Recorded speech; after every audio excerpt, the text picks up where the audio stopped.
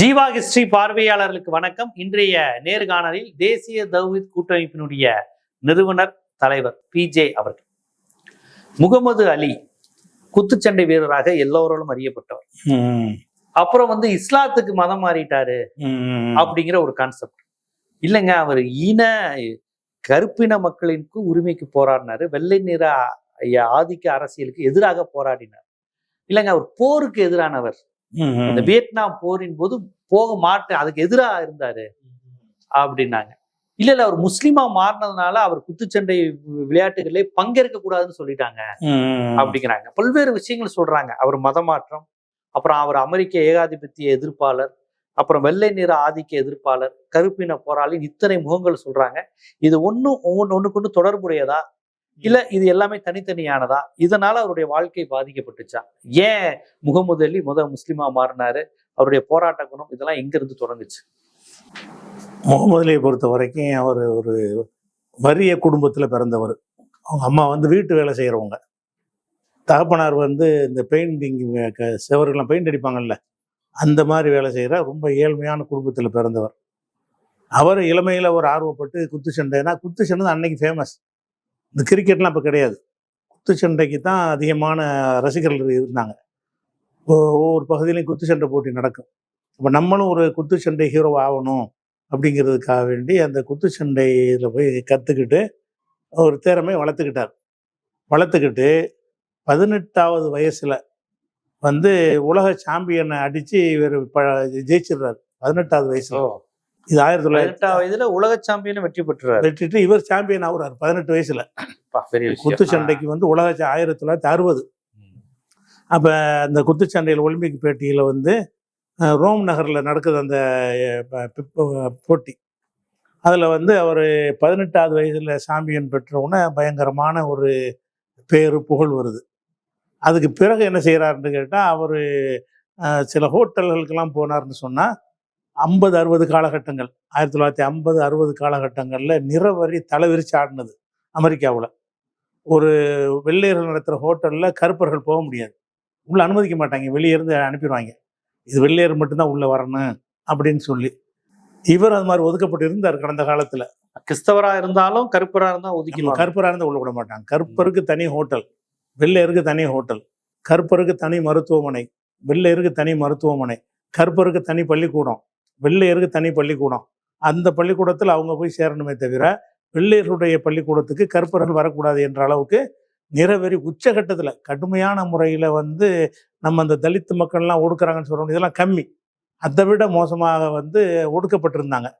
இவர் அந்த தங்கப்பதக்கம்லாம் ஜெயிச்சவொன்னு என்ன செய்கிறாருன்னா, நம்ம ஒரு பெரிய ஃபேமஸ் ஆகிட்டோம் அப்படின்னு சொல்லிட்டு வழக்கம் போல் அந்த வெள்ளையர் நிற ஹோட்டலுக்கு போகிறாரு. விரட்டிட்டாங்க.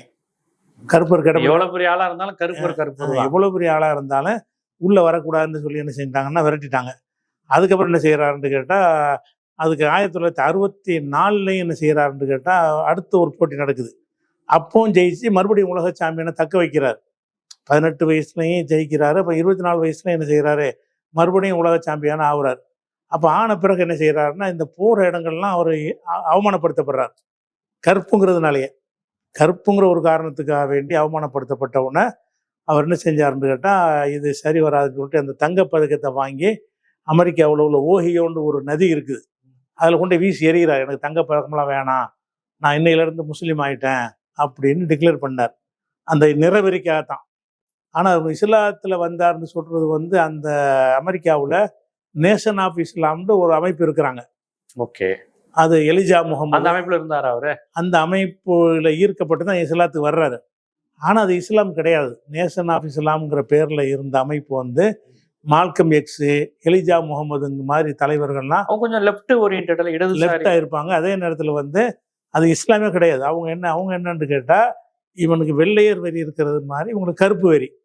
கருப்பன் தான் உயர்ந்தவன், வெள்ளையர்கள்லாம் தாழ்ந்தவர்கள், மட்டமானவர்கள் என்று சொல்லி நிறத்தின் அடிப்படையில தங்களுக்கு உயர்வு இருப்பதாக பிரச்சாரம் பண்ணி, அது ஒரு ஒடுக்குமுறையினுடைய எதிர்வினை அரசியல் தானே. இத்தனை ஆண்டு காலமா என்னை ஒடுக்குற, நீ சிறந்தவன் நீ நினைச்சனா கிடையாது, ஏன் நிறம் தான் சிறந்ததுன்னு சொல்றது ஒரு ஒடுக்குமுறை செய்யறாங்க. என்னெல்லாம் செய்யறாங்கன்னு கேட்டா, வெள்ளையர்கள்ட்ட கொடுக்கல அவங்களை வச்சுக்கிற கூடாது, வெள்ளையர்கள்ட்ட வியாபாரம் பண்ணக்கூடாது, அப்படி இருக்கு. அந்த மாதிரி வெள்ளையர்களை நம்ம ஒதுக்குவோம், எதிர்வினையாக தான் செய்கிறாங்க. ஆனால் அது இஸ்லாம்ங்கிற பேரில் செய்ய முடியாது. இஸ்லாம்ங்கிற பேரில் செய்கிறாருந்தா இஸ்லாத்தில் இருந்தால் தானே செய்யணும். அவங்க ஒரு அந்த விடுதலைக்காக செஞ்சாங்க. அதுக்கு நேஷன் ஆஃப் இஸ்லாம்னு பேரை சுட்டிக்கிட்டாங்க. ஏன் இஸ்லாம் பேர் அதுக்கு வச்சுக்கிட்டாங்க? ஏன்னா இஸ்லாத்துல தான் அந்த தீண்டாமையெல்லாம் ஒழிக்குதுன்றத நினைச்சு கொண்டு அது இஸ்லாம்ங்கிற பேரை வச்சுக்கிட்டாங்க. அது குர்ஆனெல்லாம் படிச்சு வரல, அவங்க படிச்சுலாம் வரல. அவங்களுக்கு இது இஸ்லாம்ன்ற பேரை வச்சுக்கிட்டாங்க. ஆனால் இஸ்லாம் கிடையாது. அவங்க நான் இறை தூதர் முகமது நபி மாதிரி நான் ஒரு இறை தூதர்லாம் அவர் சொன்னார், Elijah Muhammad. Okay okay okay. இப்படி ஒரு டைப்ல இருந்த ஒரு கூட்டம்னு வைங்களேன். அவங்களுக்கு வந்து அந்த கருப்பர்கள் வந்து வெள்ளையர்களை எதிர்த்து நம்ம வந்து வன்முறையில் ஈடுபடணும், அடிக்கணும், இந்த மாதிரி வெள்ளையர்கள் நம்மளை ஒடுக்குற மாதிரி நம்மளும் செய்யணுங்கிறதுக்கு இன்னொரு வகையான இனவரி. அது ஒரு வகையான இனவரினால அதுல தான் போய் சேர்றாரு இவர். முஸ்லீம் ஆகுறன்னு சொல்லி கொண்டாலும் சுன்னத்து பண்ணிக்குவாங்களா? சுண்ணத்தெல்லாம் பண்ணிக்கிடுவாங்க. சுண்ணத்தெல்லாம் தான் அமெரிக்காவில் எல்லாரும் பண்ணுவாங்களே, டிஸ்ட்ரிக்ட்ல பண்ணுவாங்க. ஆமா, அது ஒரு மெடிசன், ஹெல்த்திங்கிற கான்செப்ட். அந்த கான்செப்ட்ல எல்லாருமே பண்ணுவாங்க. அமெரிக்கால இப்ப கிறிஸ்டின் யூதர் எல்லாரும் பண்ணிக்குவாங்க. பண்ணிக்கிடுவாங்க. அங்க சாதாரணமான ஒரு விஷயம், பிறந்தோடனே பண்ணிடுவாங்க.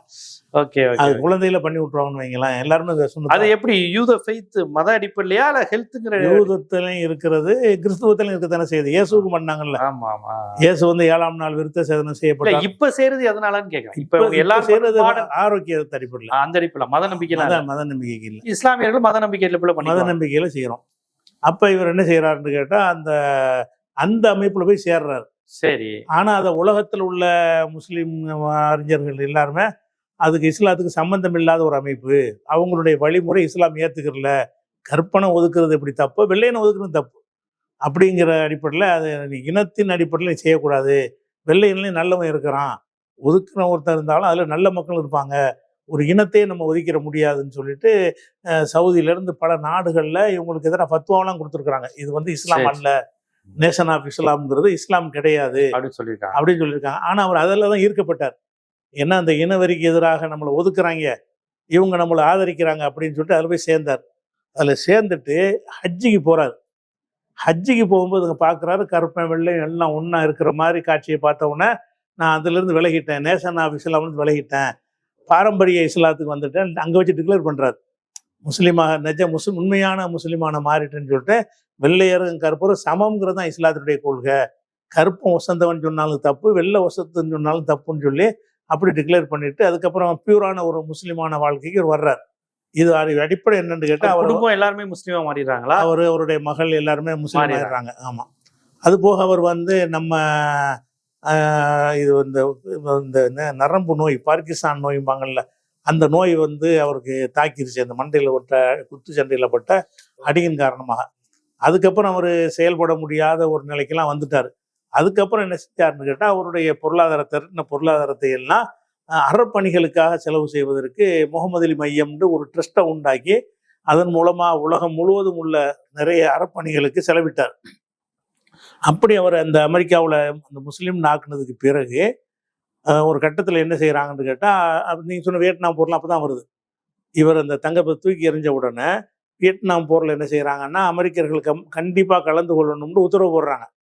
அமெரிக்காவில் அப்படி சட்டம் இருக்கு. இராணுவத்தில் நெருக்கடி ஏற்பட்டால் அவங்க எல்லாருமே இத்தனை வயசுக்கு உட்பட்டவர்கள்லாம் குடிமக்களை கண்டிப்பா வரணும்னு ஒரு சர்வாதிகாரம் அது இப்ப எடுத்துட்டாங்க. அப்ப இருந்துச்சு, சர்வாதிகாரமா தான் இருக்கு. பொதுமக்களே ராணுவத்துல. ஆமா, ஆண்கள் மட்டுமா? இஸ்ரேல்ல எப்படி இருக்குல்ல, ஆண்கள் பெண்கள் எல்லாருமே.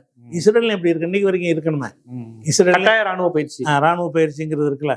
இவரை வந்து கூப்பிடுறாங்க ராணுவத்துக்கு. அவர் என்ன செஞ்சாருன்னா, என்ன வியட்நாமில் உள்ள மக்கள் யாரும் என்னைய கருப்பன்னு ஒதுக்கலை, நான் அவங்கள போய் தாக்க போகிறேன், அவங்களுக்கு எனக்கு எந்த ஒரு பஞ்சாயத்தும் இல்லை, உன்னோட தான் எனக்கு பஞ்சாயத்து இருக்குது, நான் போக மாட்டேன்னு மறுத்துட்டார். மறுத்த உடனே அரசாங்கத்து சட்டத்தை மீறிட்டார்னு சொல்லிட்டு அவருக்கு வந்து 5 வருஷம் தண்டனை கொடுக்குறாங்க, சிறை தண்டனை. 3 ஆண்டுகளுக்கு குத்து சண்டையில் ஈடுபடக்கூடாது, அவர் தடை விதிக்கிறாங்க. 3 வருஷத்துக்கு எந்த சண்டையிலும் நீ இப்போ அவர் பயன்படுத்தி தடை இருந்தால் இவர் போய் இப்போ சண்டைக்கு போனாலும் அவங்க ஒத்துக்கிட்ட தானே, அந்த கமிட்டி ஒத்துக்கிற மாட்டாங்க தடை வச்சுட்டாங்கன்னா. அப்போ எந்த ஒரு உலக குத்துச்சண்டை போட்டிகள்லையும் பங்கெடுக்கக்கூடாது என்று 5 வருஷத்துக்கு சிறையில் இருக்கணும் அப்படின்னு சொல்லி ஜெயிலில் போட்டாங்க. ஜெயிலில் போட்ட பிறகு என்ன, வியட்நாம் போர்ல பங்கேற்க மாட்டேன்னு அவர் சொன்னதுக்கு இஸ்லாம் காரணமா இல்லை அவர்கிட்ட இருந்த அரசிந்தனை காரணமா, இல்லை எதை சொல்லி அவர் தடுத்தார்? அவர் என்ன செஞ்சாருன்னா, அவங்கள அநியாயம் செய்யறீங்க, ஒருத்தர் போய் தாக்குறதுக்கு ஒரு அநியாயம் ரீசன் இருக்கணும், வியட்நாம் மக்களுக்கு எனக்கு என்ன இருக்குது, அவங்க நமக்கு என்ன செஞ்சாங்க, அமெரிக்காவுக்கு தான் என்ன செஞ்சாங்க, அப்பாவி மக்களையே அடிக்கிறீங்க. அப்பாவி மக்களை அடுக்கிறீங்கன்னு அந்த ஒரு பார்வையில் அவர் மறுத்துட்டார். அதுக்கு பிறகு என்னாச்சுன்னா, இந்த வழக்கு வந்து நீதிமன்றத்தில் போய், அப்பதான் நீதிமன்றத்தில் இப்படி எல்லாரையும் கட்டாயப்படுத்துறதுக்கு சட்டத்தில் இடமில்லைன்னு சொல்லிட்டாங்க.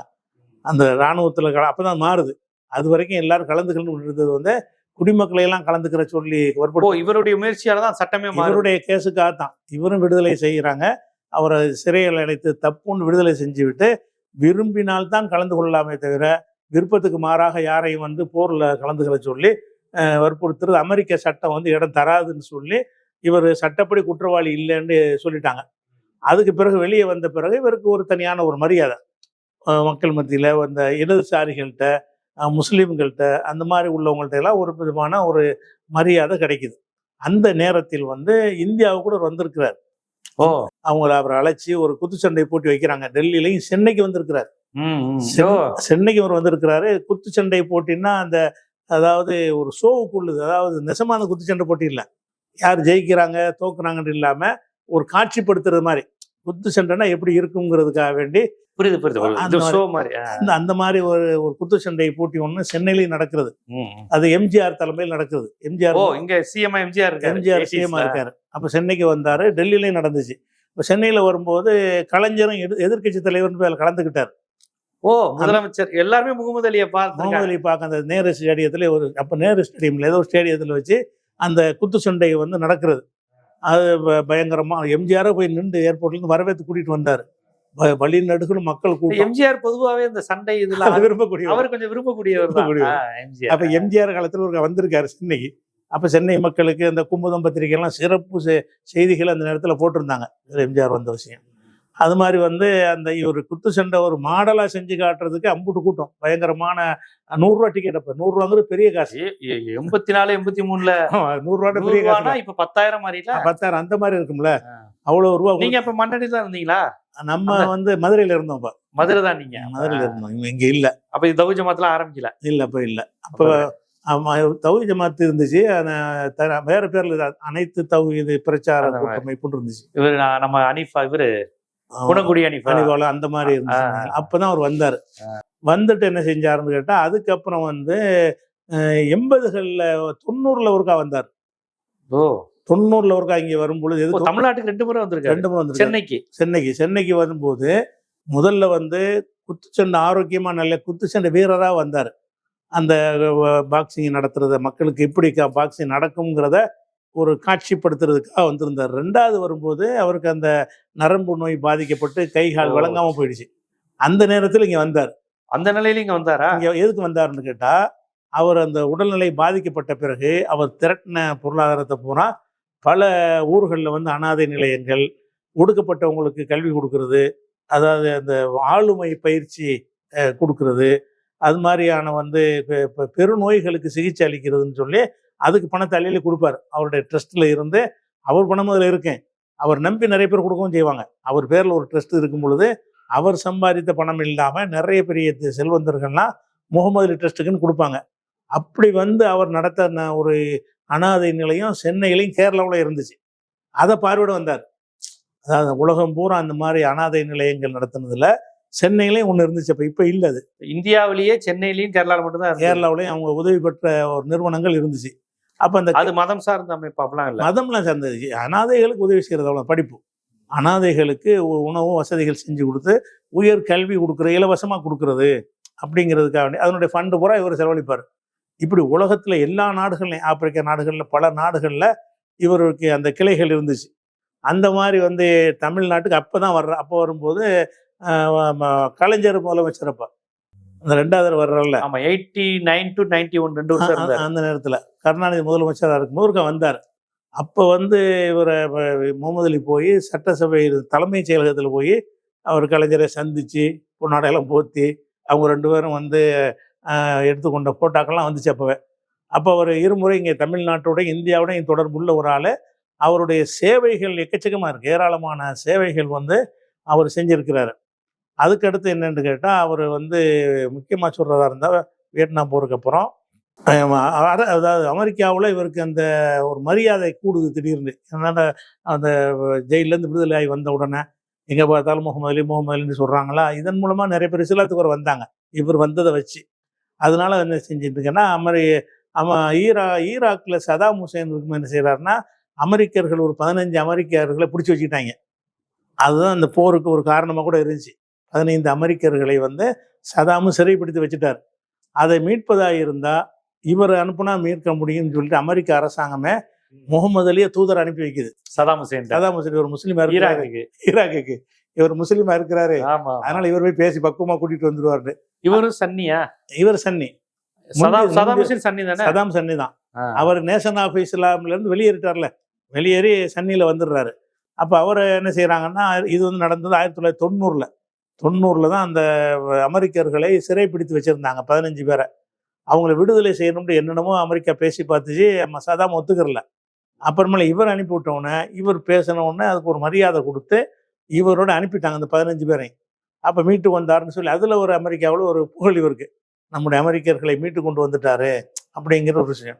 அதுக்கு அடுத்து என்னன்னு கேட்டால், இவர் வந்து 1990 தான் வரும்போது இதுக்கு வந்தார். இதுக்கு இந்த மருத்துவமான இது அனாதை இல்லங்கள் பார்வையிடுறதுக்கு, நம்ம உதவி செய்கிற நிறுவனங்கள் ஒழுங்காக நடக்கிறதா, அதுக்கு ஏதாவது தேவைகள் இருக்கான்னு பார்வையிடுறதுக்கா வந்த ஒரு விஷயம் வைங்களேன். அதுபோக இவருடைய இதில் என்னென்னலாம் செஞ்சுருக்காருன்னு கேட்டால், தலைமைத்துவ பயிற்சி அளிக்கணும்னு சொல்லிட்டு பல நாடுகளில் சென்டர் அமைச்சிருக்கிறார். தலைமைத்துவம் இல்லாமல் இருக்கணும், படிக்கிறாங்க போகிறாங்களே தவிர ஒரு அந்த தலைமைத்துவ நிர்வாகிகள்லாம் தெரியாமல் இருக்கிறாங்கன்னு சொல்லி அதுக்கு பயிற்சி அளிக்கிற சென்டர் பல நாடுகளில் வச்சிருக்கிறாரு. அதே மாதிரி பசி ஒழிப்பு பணின்னு சொல்லி வறுமையான ஊர்களில் வந்து சாப்பாடு கொடுக்குறது, பசியாக இருக்கிறவங்களுக்கு, அதுக்கு சில நிறுவனங்களை பல நாடுகளில் ஏற்பாடு செஞ்சு அதுக்கு நிதி வரை அழிச்சிட்டே இருப்பார், சாப்பாடு கொடுக்குறது, அது ஒரு விஷயம் செஞ்சுருக்கிறார். அதே மாதிரி அனாதை இல்லங்கள், பள்ளிகள் உலகம் பூரா இவருக்கு வந்து இப்போ இருக்கான்னு தெரியல, அவர் இருந்த வரைக்கும் இருந்தது. அதுக்கப்புறம் வந்து மாற்றுத்திறனாளிகளுக்கு வந்து தனியாக கல்விக்கூடம் பல நாடுகளில் பல ஊர்களில் மாற்றுத்திறனாளிகளுக்குன்னு உள்ள எல்லாம் இவருடைய செலவு தான், இலவசம், எல்லாமே இலவசமாக செஞ்சார். அது மாதிரி வந்து நிறைய, அதாவது பல்வேறு மருத்துவ உதவிகளுக்கு மருத்துவத்துக்கு உதவி செய்யறதுக்குன்றே ஒரு அமைப்பு, ஆப்ரேஷன் பண்ணணும், அப்போ இந்த இன்சூரன்ஸ்லாம் சரியாக மக்கள்கிட்ட சென்றடையாத காலம், அந்த மாதிரி நேரங்களில் மருத்துவத்துக்கு உதவி செய்வது இப்படின்னு சொல்லி அவர் சம்பாதிச்சதெல்லாம் பெரிய அளவுக்கு என்ன செஞ்சுருக்காருன்னா வாரி வழங்கியிருக்கிறார். பெரிய அந்த குத்து சண்டைகள்லாம் பெருசாக சம்பாதிக்க முடியும் என்ன, அந்த மாதிரியான இது சம்பாதிச்சும் கூட அவர் வந்து அதை சொகுசுக்கு பயன்படுத்திக்கிறல. அவர் மகளையும் அதில் பயன்படுத்தி, மகளும் சேர்ந்தா வந்துருந்தாங்க, அந்த கடைசியாக வந்தார்ல, அவங்க பேர் லெய்லா அலின்னு பேர், மகளோட தான் வந்து தான் இப்போ கலைஞரெல்லாம் பார்த்தான்னு சொன்னோம்ல, அந்த அனாதை நிலையெல்லாம் அந்த மகளும் அந்த அனுபவத்தை பெறணுங்கிறதுக்காக வேண்டி கூப்பிட்டு வந்தார். அதுக்கப்புறம் வந்து இந்த ஒலிம்பிக் போட்டியில் கடைசியாக நடந்த இவருக்கு ஒரு ஒலிம்பிக் பேட்டியில் வந்து இவர் என்ன செஞ்சாங்கன்னு கேட்டால், இவர் அதாவது 42வது வயசில் தான் இவருக்கு அந்த இது ஏற்படுது, நரம்பு ஒரு நோய், பார்க்கின்சன் சொல்கிறான் பேர், அந்த ஒரு நோய் ஏற்பட்டிருக்கு. அதுக்கப்புறம் 1996 அட்லாண்டாவில் ஒலிம்பிக் போட்டி நடக்குது. அந்த ஒலிம்பிக் ஜோதியை ஏற்றி வைப்பாங்கல்ல, அதை இவர் யார்கிட்ட ஒலிம்பிக் பறிச்சாங்களோ இவரை கூப்பிட்டு அந்த ஜோதி ஏற்ற சொல்கிறாங்க. அது கை நடுங்கிக்கிட்டு ஏற்று வர்றாங்க. அப்போலாம் அந்த நோயால் பாதிக்கப்பட்டிருக்கிறார். அது பெரிய ஒரு நிகழ்ச்சியாக இருந்துச்சு. அந்த காட்சியை பார்க்கும் பொழுது அந்த தீயை கூட அவருக்கு ஏற்ற முடியாது, அந்த நிலையில் அவருக்கு அந்த ஒரு கௌரவம் கொடுத்தாங்க. அப்படி எல்லா வகையிலையும் ஒரு நற்பெயர் பெற்றவராகவும் நல்ல காரியம் செஞ்சவராகவும், அது மாதிரி பொதுவாக இந்த மாதிரி இந்த பிரபலமான ஆட்களுக்கு வேற 2வது முகம் ஒன்று இருக்கும்ல, இவருக்கு அது மாதிரி பக்கங்கள் கிடையாது. மற்ற லேடிஸ் இமேஜ் மட்டும்தான், லேடிஸ் விஷயம், தண்ணி அடிக்கிறது, இந்த கெட்ட பழக்கமே இல்லையா, அது பழக்கம் கெட்ட பழக்கம், அந்த உடற்பயிற்சி, அந்த உடல் ஆரோக்கியம் இருக்கனாலே அந்த பழக்கங்கள் இல்லாமல் இருக்கு. இவருக்கு வந்து இந்த முன்னொரு பக்கம் கிடையாது. இவர் வந்து நல்லவராக தான் நல்லவராக இருந்து அடுத்தவங்களுக்கு நம்ம உதவி செய்யணுங்கிற அடிப்படையில் வாழ்ந்தார தவிர, அவருடைய அந்த உடல் அமைப்புக்கு அந்த நேரத்துக்கு என்ன வேணாலும் செய்யலாம். அப்படி ஒரு காலத்தில் கூட ஒரு ஒழுக்க விஷயத்தில் ரொம்ப வந்து பர்ஃபெக்டாக இருந்தார். அவருக்கு எந்த ஒரு மைக் டைசன்லாம் சொன்னால் நிறைய கதைகள்லாம் சொல்லுவாங்க, மைக்கேல் ஜாக்சனுக்கு அது மாதிரிலாம் சொல்லுவாங்க, நிறையா இருக்கு. இந்த விஷயங்களுக்கெல்லாம் உள்ள ஆள் இவர் வந்து இவருக்கு உள்ளதெல்லாம் வந்து சேவைகள் அடிப்படையில் மட்டும்தான் மக்கள்கிட்ட இவர் போகிறார். அந்த மற்றவங்க மாதிரி கெட்டதெல்லாம் கிடையாது. அதனால முகமது அலிங்கிறவர் வந்து அந்த இனவெறியினால நேஷன் ஆஃப் இஸ்லாமுக்கு போனார். அதுக்கப்புறம் அது சரியான இஸ்லாம் இல்லைன்ற உடனே ஹஜ்ஜுக்கு போய் சரியான இஸ்லாத்துக்கு வந்துட்டார். அவர் கடைசி வரைக்கும் உண்மையான முஸ்லீமாக வாழ்ந்து தான் மரணித்தார்.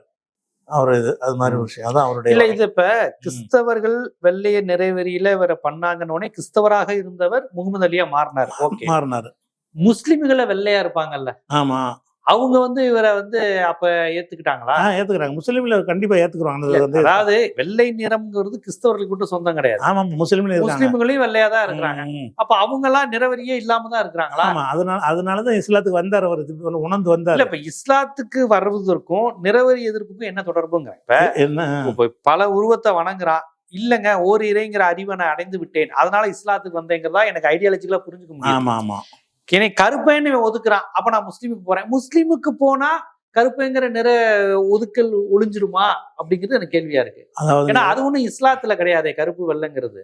அதாவதுங்க பைபிள்லயும் கருப்பு வெள்ளைங்கிற வேறுபாடு கிடையாது. பைபிள் பிரகாரமும் ஆதாம் ஏவாளுக்கு பிறந்தவங்க தான் மனிதர்கள். ஆமா, ஒரு இனம் தான், ஒரு ஜாதி தான். ஆமா. இஸ்லாத்தின் பிரகாரமும் ஆதம் ஹவ்வான்னு கருப்பு படைச்சதும் இறைவன் தான், வெள்ளையை படைச்சதும் இறைவன் தான். ஒரு ஆளுக்கு பிறந்தவங்க தான் எல்லாருமே. ஆமா, ஆதமுடைய பிள்ளை தான் எல்லாருமே. உலகத்தில் உள்ள கருப்பர்களும் ஆதமுடைய பிள்ளை தான். இது கிறிஸ்துவத்திலையும் அந்த ஒரு நிலைப்பாடு தான், இஸ்லாத்திலையும் அந்த நிலைப்பாடு தான் பேசிக்காக. ஆனா நடைமுறையில் என்ன இருக்குன்னு கேட்டா, அதை உறுதிப்படுத்தும் விதமாக கிறிஸ்துவ மார்க்கம் நடக்கலை. இன்னைக்கு கூட என்ன செய்யறீங்கன்னா, கிறிஸ்துவ மார்க்கத்தில் இல்லைங்கிறோம்ல. ஆனா கிறிஸ்துவ நாடாருக்கு தனி சர்ச்சு, கிறிஸ்துவ தலித். இல்ல, அது கிறிஸ்தவத்தின் பிரச்சனை இல்ல. இங்க கிறிஸ்தவர்களா மதம் மாறியவர்கள் ஜாதியை கொண்டு போறாங்க. பைபிள்ல ஜாதி கிடையாது. பைபிள்ல நாடார் கிடையாது, கிடையாது. பைபிள்ல கிடையாது. இத ஃபாலோ பண்றவங்க இப்படி பண்றாங்க. அதுக்கு கிறிஸ்தவர்கள் பொறுப்பாக முடியாது, கிறிஸ்தவ மதம் பொறுப்பாக முடியாது. மதத்தை பொறுப்பே ஆக்கல நம்ம. ஆனா இவங்க எப்படி இருக்கிறாங்களோ அதே மாதிரி அங்க உள்ள கிறிஸ்தவம் என்ன செய்யறாங்கன்னா, அந்த வேறுபாடை ஏத்துக்கிறாங்க. வெள்ளை வசந்தவன் இங்க எப்படி நாடாரு செட்டியாரு. ஆனா பல ஆப்பிரிக்க நாடுகள்ல போய் பிரச்சாரம் செய்து அவங்க பைபிள் பிரச்சாரம் செஞ்சு கிறிஸ்தவர்களா மாத்திருக்காங்களே. அப்ப வேறுபாடு காமிச்சிருந்து அப்படி மாத்திருக்காங்க. ஆப்பிரிக்க நாடுகள்ல வெள்ளைய பேச முடியாது, அதனால பேசுறாங்க. வெள்ளையர் கற்பருங்கிற பிரச்சனை இருக்கிற இடத்துல வெள்ளையருக்கு உள்ளத தனியாகவும் கற்பருக்கு உள்ள தனியாகவும் தான் வச்சிருந்தாங்க. சர்ச்சே அப்படி இருந்துச்சு. சர்ச்சே வெள்ளையர் சர்ச்சை அப்படி இருந்ததா? ஆமா, சர்ச்சை வெள்ளையர் சர்ச்சைக்கு வந்து கற்பர் போக முடியாதா? போப்பாண்டவர் எதிர்த்து பேசலையா? நம்ம எல்லாருமே தேவனின் பிள்ளைகள் இப்படி பேச பாகுபாடு ஜென்ரலா பேசுவாங்களே தவிர குறிப்பிட்டு பேச மாட்டாங்க. ஜென்ரலா நம்ம எல்லாம் தேவன் பிள்ளைகள் அப்படி பேசுவாங்களே தவிர. இப்ப சமீபத்துல இறந்து போன போப்பாண்டவர்லாம் இஸ்ரேலுக்கு எதிராகவும் பாலஸ்தீனத்துக்கு ஆதரவாகவும் பேசுறாங்க. இப்ப உள்ள போப்பாண்டவரும் அந்த மாதிரி எல்லாம் பேசுறாங்க. ஆமா, அது மாதிரி பேசுவாங்க. வெறுமனே அவங்க என்ன, இதுதான் உண்மையான கிறிஸ்டின், பாலஸ்தீனத்தை ஆதரிப்பவன் தான் உண்மையான கிறிஸ்தவன், அவன் தான் இயேசு அப்படிலாம் பேசுறாங்க. அப்ப அந்த மாதிரி யாரும் பேசலையா? அவங்க எல்லாம் எப்படி பேசுவாங்கன்னு கேட்டா, உதாரணமா ஒரு ஒரு குறிப்பிட்ட ஊர்ல வெள்ளையர் சர்ச்சு ஒண்ணு இருக்குன்னு வைங்க, அவனை கூப்பிட்டு அறிவுரை சொல்ற மாதிரி பேச மாட்டாங்க.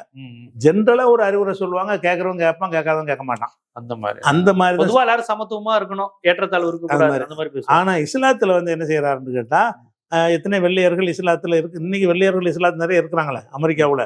அப்ப வெள்ளையர்கள் இருக்கக்கூடிய முஸ்லீம்கள் நடத்தக்கூடிய ஹோட்டல்கள், மருத்துவமனைகள்ல எல்லாம் இந்த நிற வேறுபாடு காட்ட மாட்டாங்க. ஏன்னா இஸ்லாத்துல வந்து அப்படி அது உண்மையா? கண்டிப்பா. இப்ப ஒரு இஸ்லாமியர்கள் வந்து ஒரு கருப்பர், அவர் கிறிஸ்டின் கருப்பரா இருக்காரு, அவர் ஹோட்டலுக்குள்ள எல்லாத்தையும் அனுமதிப்பாங்க. ஏன்னு கேட்டா அவருக்கு அந்த வெள்ளைங்கிற நிற பிரைடு கிடையாது, இருக்கவே இருக்காது, அறவே கிடையாது. அதனாலதான் ஈர்க்கப்படுறாங்க. அங்கேயும் இருந்து அப்படி நான் கேட்கிறேன், அங்கேயும் இப்படி இருந்தா அவன் இஸ்லாத்துக்கு வர்றாரு, அங்கேயும் தான் இருக்குன்னு போயிடுவார்ல. அங்க இல்லைங்கிறத கண்டுதான் அவர் இஸ்லாத்துக்கு வர்றாரு. ஏன்னு கேட்டா இஸ்லாத்துல என்ன செய்யுதுன்னு கேட்டா, அவங்க தத்துவமா மட்டும் கிறிஸ்டின்ல சொல்லுவாங்க. இஸ்லாத்துல பிராக்டிக்கலா ஒரு நாளைக்கு 5 வேளை நாங்க தொழுகிறோம். தொழுவும் போது வெள்ளையனுக்கு பக்கத்துல கருப்பனுக்கு பக்கத்துல இவர் பாதத்துக்கு கீழே அவருக்கு தலை அப்படி நின்று பழகி அவனுடைய நேரம் எங்களுக்கு மறந்து போயிடும். நாங்க கவனிக்கவே மாட்டோம். ஏன்னா எந்த கலராது நமக்கு என்ன, எனக்கு பக்கத்துல யார் தொழுதான்னு எனக்கே தெரியாது. ஏன்னு கேட்டா அதை ஒதுக்குற அந்த நம்ம பார்க்க போறான். இப்ப வெள்ளை முஸ்லீம்கள் வந்து கருப்பு முஸ்லீம் ஒதுக்கவே மாட்டாங்க, கடுகளை கூட ஒதுக்க மாட்டாங்க. அந்த என்ன கிடையாதுங்கிறீங்களா? கிடையவே கிடையாது. அதனாலதான் அவங்க அந்த நேஷன் ஆஃப் இஸ்லாம்ல எல்லாம் வந்து போய் சேர்ந்ததுக்கெல்லாம் காரணமே முஸ்லீம்கள்ட்ட அது இல்லை. முஸ்லீம்கள் வந்து அந்த நிறப்பாகுபாடு காட்ட மாட்டார்கள் அப்படிங்கிறத வந்து பிராக்டிக்கலாவும் இன்னைக்கு பார்த்துட்டு இருக்கிறோம். இன்னைக்கு நீங்க பார்க்கலாம், அரபு நாட்டுல இருக்க முஸ்லீம்கள் பார்க்க மாட்டாங்களா? அரபு நாடு அறவே பார்க்க மாட்டேன். அரபு நாடு 1000 குறை சொன்னாலும் அந்த நிற இன வேறுபாடு அவங்ககிட்ட கிடையவே கிடையாது. இஸ்லாம் வெள்ளை முஸ்லீமும் ஒரு கருப்பு முஸ்லீமும் கல்யாணம் பண்ணிக்குவாங்களா? பண்ணிக்கிடுவாங்க. உண்மையாவா? நிறைய பண்ணிக்கிடுவாங்க, தாராளம் பண்ணி விரும்பினா பண்ணிக்கிடுவாங்க. காதலிச்சா பண்ணுவாங்க. ஆமா ஆமா, பார்த்தெல்லாம் பண்ணி வைக்க மாட்டாங்க. அப்ப பெரும்பாலும் காதலிச்சு தானே பண்றாங்க. பெரும்பாலும் அப்படித்தானே இருக்கேன். விரும்பினாங்கன்னா அப்படியே கருப்பு வெள்ளைங்கிறது அது எல்லாத்துலயுமே இருக்குது. இந்த கல்யாண விஷயத்தை பொறுத்த வரைக்கும் எல்லா மதங்கள்லையும் உள்ளவங்க வந்து அப்படி கருப்பு வெள்ளை கல்யாணம் பண்ணக்கூடியது இருக்கத்தான் செய்யுது. அது வந்து நம்ம அந்த காதல்னு வரும்போது அந்த மதம்லாம் அடிபட்டு போயிருந்து வைங்களேன். அந்த மாதிரி வந்து முஸ்லீம்களையும் பண்ணிக்கிடுவாங்க. வந்து நிறைய கருப்பு வெள்ளை தம்பதிகள் முஸ்லீம்லேயும் நிறைய இருக்கிறாங்க, வேற சமுதாயத்தில் இருக்கிறாங்க. அது அந்த காமம் காதல் வரும்போது மட்டும் எல்லா இடத்துலையும் எடுபட்டு போயிடும். இப்போ உதாரணமாக வந்து நம்ம விபச்சார விடுதி இருக்குன்னு வைங்களேன். விபச்சார விடுதியில் வந்து அந்த பொம்பளை என்ன ஜாதினா கேட்பான். இல்ல அது வேற. அந்த மாதிரி அந்த காமம் காதல் வரும்பொழுது எல்லாருக்குமே ஜாதி மறந்துடும். அது வந்து அது அதை இதோட ஒப்பிட முடியாது. நான் சொல்ற பொதுவான சமூக இதுல ஒரு இஸ்லாமிய வெள்ளையா இருக்க ஒரு இஸ்லாமியர் கருப்பா இருக்கிற ஒருத்தரை பார்த்து இவரும் இஸ்லாமியருங்கிற உணர்வோட இருப்பாரு. அதுல மாற்று சரி, ஒரு கிறிஸ்தவ கருப்பரை பார்த்தும் ஒதுக்க மாட்டாரு. கருப்புங்கனால அந்த மனநிலையோட உலகம் முழுவதும் முஸ்லீம் கண்டிப்பா இன்னைக்கு வரைக்கும் இருக்கிறாங்க. அதை வந்து என்ன செய்யறாருன்னா அவர் அமெரிக்காவில இது பார்த்துருக்கிறாரு. ஆனா வெள்ளை நிற முஸ்லீம் குறைவுல, வெள்ளை நிற கிறிஸ்டின் தானே அதிகம். கிறிஸ்டின் அதிகம் இல்ல, அமெரிக்கா பூரா கிறிஸ்டின் தானே இருக்கிறாங்க. முஸ்லீம்கள் ரொம்ப கம்மி தானே, சதவீதத்தில் ரொம்ப கம்மி. இந்த சதவிகிதம் வந்து பரவலா மக்களுக்கு தெரியாது. உதாரணமா எங்க பார்த்தாலும் வெள்ளை கிறிஸ்துவருடைய ஹோட்டல் தான் இருக்கு, அங்க தட்டி விட்டுருப்பாங்க. முஸ்லீம் நடத்துற ஹோட்டல்ல எல்லா இடத்துலயும் இருக்காது. இவங்களே சின்ன நம்பர் தானே, எங்கேயா இருக்கிற இடத்துல இருக்கிறவரால் கண்டுபிடிக்க முடியாது, அந்த அளவுக்கு இருப்பாங்க. ஆனா அது எங்க கண்டுபிடிக்கிறாருன்னு கேட்டா, ஹஜ்ஜில் போகும் பொழுது 20 லட்சம் பேர் ஒன்னா கூடுறாங்க. இன்னைக்கு வந்து 30 லட்சம் பேர் 30 லட்சம் பேர் அந்த ஹஜ்ஜில் கூடும் பொழுது எல்லாம் கருப்பனுக்கு பின்னாடி வெள்ளையன், வெள்ளையனுக்கு பின்னாடி கருப்பன், இவனுக்கு பக்கத்துல அவனுக்கு பக்கத்துலையுமே எந்த ஒரு வேறுபாடும் இல்லாம ஒரே மாதிரி வெள்ளை ட்ரெஸ் போட்டுக்கிட்டு ஒரே மாதிரியா எல்லாம் இருக்கிற காட்சியை கண்ணால பாக்குறாரு. என்னடா நம்மளை வந்து கருப்பன்னு சொல்லி வராதுன்னாங்க, இங்க எல்லாம் ஒன்னும் கருப்பன் வெள்ளை எல்லாம் ஒன்னா நிக்கிறாங்களே அப்படின்றத பார்த்த பிறகுதான் நம்ம கருப்பரும் உயர்ந்தவன் அந்த இனவரையும் நமக்கு இருக்கக்கூடாது. நம்ம கருப்பரை ஒதுக்குறார்கள் என்ற காரணத்திற்காக நம்ம இன்னொரு இனவரியை நம்ம எடுத்துட வேணாம் அப்படின்னு பாடம் கற்று அவரை கம்ப்ளீட்டா விலகிட்டார். அதுல அவர் ஒரு கம்யூனிஸ்டானு நினைக்கலையா? கம்யூனிஸ்ட் இல்ல, அவரு கம்யூனிஸ்ட் கிடையாது. அந்த போர் இதெல்லாம் ஒடுக்கப்படும் ஒரு சார்பா நம்ம எழுந்து பேசுறோங்கிறப்ப அந்த கம்யூனிஸ்ட தத்துவத்தை ஃபாலோ பண்ணணும். ஏன்னா அமெரிக்க எதிர்ப்பு இதெல்லாம் கம்யூனிஸ்டுகள் தானே அதிகம். அது இவர் கம்யூனிஸ்ட் மாதிரி எதுக்கு சொல்லுவாங்கன்னு கேட்டா, வியட்நாமுக்கு போன மறுத்தாங்க. அது கம்யூனிஸ்டுக்காக அவர் மறுக்கல. அந்த நாட்டை நீ எதுக்கு தாக்குற, இன்னொரு நாடு அநியாயத்தை எதிர்த்தார தவிர போருக்கு எதிரான மனநிலை தவிர அதுக்கு வியட்நாம்ல இருக்கிறது கம்யூனிஸ்ட் ஆட்சி, இந்த கம்யூனிஸ்டுக்கு நம்ம சப்போர்ட் அப்படிங்கிற இடத்துல அவர் செய்யல. அவன் என்னை வந்து கருப்பண்டு ஒதுக்கலையே, இப்ப வியட்நாம்காரன் நீ தானே எனக்கு ஒதுக்கி வச்சிருக்கேன்னு கேட்டார். இங்கதானே என்னை வந்து ஹோட்டலுக்கு வருவானாங்கிற, அவன் என்னை அப்படி சொல்லலையே. அந்த மக்களை போய் தாக்குறதுக்கு நான் ஏன் ராணுவத்துல சேரணும், ராணுவத்துல சேர்ந்தா நான் அவனோட சேர்ந்து ஒன்று கொல்லணும், நான் எதுக்கு அவனை கொல்லணும் அப்படின்னு கேட்டாரே தவிர அவர் கம்யூனிஸ்ட் கிடையாது. இடதுசாரிகள் அவர் ஆதரிப்பாங்க, ஏன்னா நிறவரிக்கு எதிராக இருக்கிறதுனால. அவர் வந்து கம்யூனிஸ்ட் கிடையாது. அவர் இறை நம்பிக்கை உள்ளவராக தொழுகை நோன்பு இந்த மாதிரி இஸ்லாமிய அடிப்படைகளில் வாழ்ந்த ஒரு முஸ்லீமாக தான் அந்த கடைசி அந்த நேஷனில் இருக்கும்போது அப்படி இருக்கல. நேஷன் ஆஃப் இஸ்லாமில் இருந்தார்ல, அப்போ வந்து அப்படி கிடையாது. உலகத்துக்காக உள்ள ஒரு அமைப்பாக அதில் இருந்தாங்க. இஸ்லாத்தில் மக்காவுக்கு போயிட்டு வந்ததுக்கு பிறகு அவரோட ஏற்பட்ட மாற்றம் வந்து முழுக்க முழுக்க நம்ம இஸ்லாத்துக்காக வாழணும் அப்படின்னு சொல்லி தன் வாழ்க்கை முறையை மாற்றிக்கிட்டார். அதுக்கு காரணம் அந்த மக்காவில் கண்ட சமத்துவம் தான். முகமது அலி குத்துச்சண்டை வீரனாக பலருக்கு தெரியும், முஸ்லிமா மாறிட்டாருன்னு தெரியும், அமெரிக்காவை எதிர்த்தாருன்னு தெரியும். ஆனா எல்லா புள்ளிகளையும் இணைத்து இதை எப்படி நம்ம புரிஞ்சுக்கணும், அவர் ஏன் இஸ்லாத்தை தேர்ந்தெடுத்தார் போன்ற பல்வேறு விஷயங்களை ரொம்ப விரிவா வழமையான உங்க பாணியின்படி மக்களுக்கு எடுத்து வச்சிருக்கீங்க. மிக்க நன்றி.